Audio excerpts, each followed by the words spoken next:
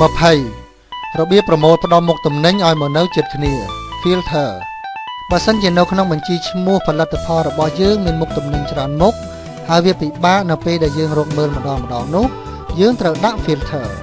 ដើម្បីប្រមូលមុខទំនិញដែលដូចគ្នានោះឲ្យមកនៅជិតគ្នាងាយស្រួលនឹងត្រួតពិនិត្យមើលដោយអនុវត្តដូចតទៅទី1យើងចុច select តារាងទាំងមូល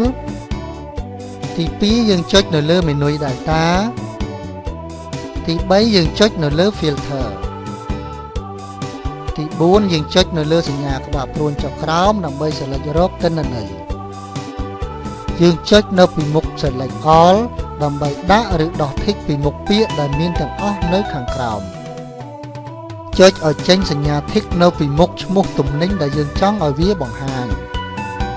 ពេលជ្រើសរើសរួចហើយចុចលើប៊ូតុង OK ចុចនៅលើ filter ម្ដងទៀតដើម្បីដោះវាចេញ